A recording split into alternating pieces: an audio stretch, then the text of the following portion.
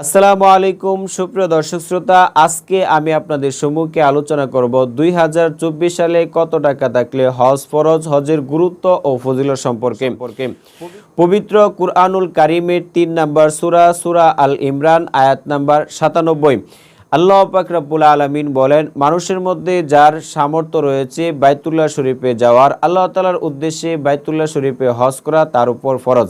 সুপ্রিয় দর্শক শ্রোতা, আমরা এই আয়াতের মাধ্যমে বুঝতে পারলাম আল্লাহ তাআলা সামর্থ্যের কথা উল্লেখ করেছেন। সামর্থ্য দুই ধরনের, একটা হলো শারীরিক সামর্থ্য আর একটা হলো আর্থিক সামর্থ্য। সুপ্রিয় দর্শক শ্রোতা, আজকে আমার আলোচনার মূল বিষয় হলো আর্থিক সামর্থ্যের উপর।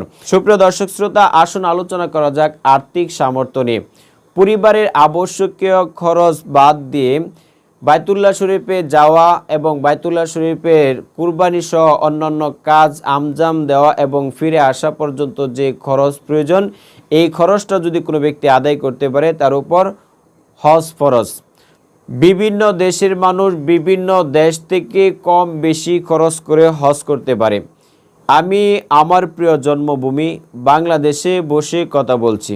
যদি কোনো ব্যক্তি বাইতুল্লাহ শরীফে হজ করতে যায়, পরিবারের আবশ্যকীয় খরচ বাদ দিয়ে বাইতুল্লাহ শরীফে যাওয়া, কুরবানি সহ হজের যে হুকুম আহকাম সেগুলো আঞ্জাম দেওয়া এবং ফিরে আসা পর্যন্ত যে টাকাটা লাগে, 2024 সালে 7 থেকে 8 লক্ষ টাকার মালিক যদি কোনো ব্যক্তি হয় তাহলে তার উপর হজ ফরজ, অবশ্যই হজ আদায় করতে হবে।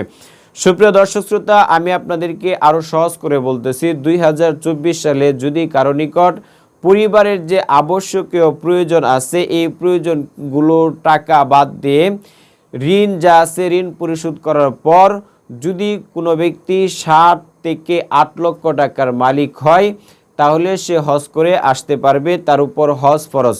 কারণ হলো আমাদের বাংলাদেশ থেকে এখন এই মুহূর্তে সময়ে গেলে 6, 7, 8 এবং বিভিন্ন কোয়ালিটিতে যাওয়ার সুযোগ এবং সুবিধা রয়েছে।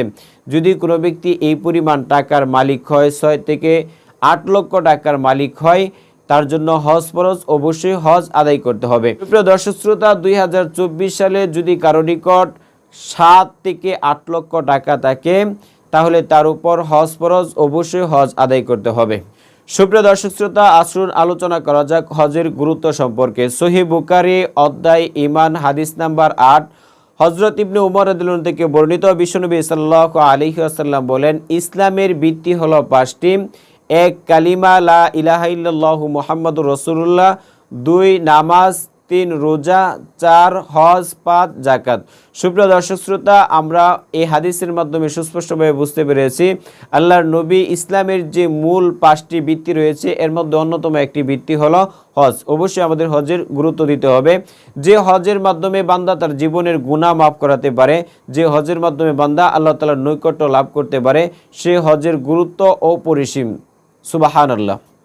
সুপ্রিয় দর্শক শ্রোতা, আসুন আলোচনা করা যাক হজের ফজিলত সম্পর্কে।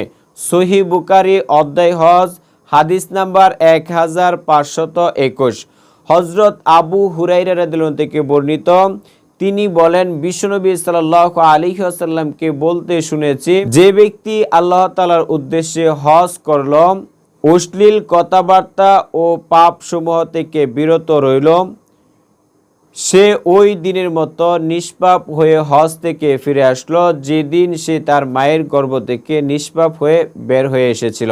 সুনানে তিরমিজি অধ্যায় হজ হাদিস নাম্বার 810 হযরত আব্দুল্লাহ ইবনে মাসউদ রাদিয়াল্লাহু আনহু থেকে বর্ণিত, তিনি বলেন, রাসূল সাল্লাল্লাহু আলাইহি ওয়াসাল্লাম বলেছেন, তোমরা একাধারে হজ এবং উমরা পালন করো, কেননা এ দুটি দারিদ্রতা ও পাপ সমূহকে এমনভাবে দূর করে দেয় যেমন হাফরের আগুন লোহার জং দূর করে দেয়।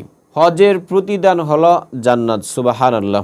সুনানে তিরমিজি অধ্যায় হজ হাদিস নাম্বার 2892 হযরত আবু হুরায়রা রাদিয়াল্লাহু আনহু থেকে বর্ণিত, তিনি বলেন, বিশ্বনবী সাল্লাল্লাহু আলাইহি ওয়াসাল্লাম বলেছেন, হজ এবং উমরা আদায়কারী ব্যক্তি আল্লাহ তাআলার নিকট মেহমান। তারা আল্লাহ তাআলার কাছে যে দোয়া করবে আল্লাহ তাআলা সে দোয়া কবুল করবে। আল্লাহ তাআলার কাছে ক্ষমা চাইলে আল্লাহ তাআলা তাদেরকে মাফ করে দিবেন। যার উপর হজ ফরজ ছিল কিন্তু হজ আদায় করেনি, আল্লাহর নবী বিশ্বনবী সাল্লাল্লাহু আলাইহি ওয়াসাল্লাম তাকে ধমকি দিলেন, ওই ব্যক্তি যদি খ্রিস্টান হয়ে মারা যায়, ইহুদি এবং নাসারা হয়ে মারা যায়, এর জন্য আল্লাহ রাসূল সাল্লাল্লাহু আলাইহি ওয়াসাল্লাম দায়ী থাকবে না।